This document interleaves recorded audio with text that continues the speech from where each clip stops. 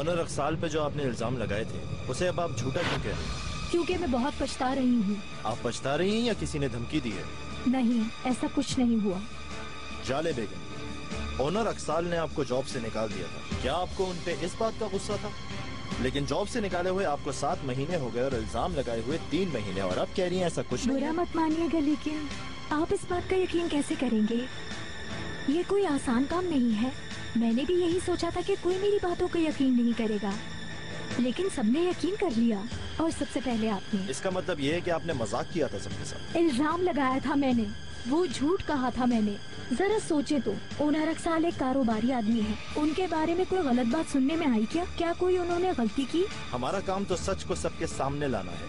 क्या ये काफी नहीं कि मैं खुद कबूल कर रही हूँ?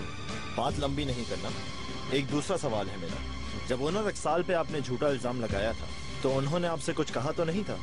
काश कह देते, सिर्फ केस किया है उन्होंने। क्या पीर के दिन पेशी है आपकी? जी बिल्कुल। ओनर अक्साल पे जो आपने इल्जाम लगाया था, क्या उन्होंने कहा है कि केस वापस ले लो? नहीं कहा। मैंने काफी दफा उनको फोन किया था ये कहने के लिए कि मैंने झूठ कहा है, बयान देना चाहती हूँ और आप अपना केस वापस ले ले, मगर फोन नहीं उठाया उन्होंने। जाले बेगम, ओनर अक्साल को जो आपने नुकसान पहुँचाया है, क्या आपको उसका अंदाजा है? बहुत अफसोस है, जानती हूँ उसकी कोई तलाफी नहीं है। ओनर अक्साल से और तमाम मुल्क के लोगों से माफी चाहती हूँ। नाजरीन, आपने देखा, हमने एक गलत इल्जाम सुना। जाले बेगम ने ओनर अक्साल पर जो इल्जामात लगाए उसके लिए वो उनसे माफी चाहती और माफी की गुजारिश करती, और हम भी उस रिपोर्ट को जल्दी नशर करने पर आप लोगों से माजरत ख्वाह हैं। अब मुझे इजाजत दीजिए, अल्लाह हाफिज। कार्ड और कुछ तो नहीं कहलवाना ना? ठीक है ना, किसी चीज की कमी तो नहीं है। आओ। ओनर साहब, वो सब इसने कहा था कहने के लिए। चल सीधी। ये सब आदिल का प्लान था, सब कुछ इसने कहा था, बर्बाद कर दिया मुझे भी। अब सब ठीक हो गया। ओनर साहब, अब वकील को फोन करें कि अब सीडी वाला काम भी खत्म कर दे। कल सुबह ये वीडियो मेरे हाथ में होगी। सबसे पहले ये मैं खुद देखूंगा, फिर ये पूरा टर्की देखेगा।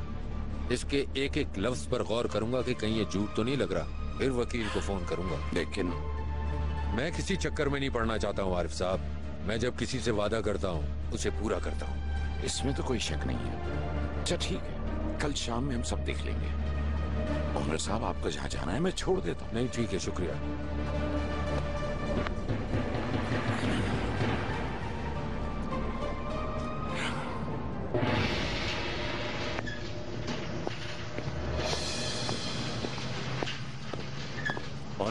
ऑनर साहब, खैरियत तो है? मेहमद साहब कैसे आए यहाँ पर? मत पूछो ऑनर साहब, आपका फोन बंद था इसलिए आपसे बात नहीं हो सकी, मजबूरन। क्या हुआ? आप जिस जहाज में जाने वाले थे वो क्रैश हो गया। गिर गया? और जफर भाई?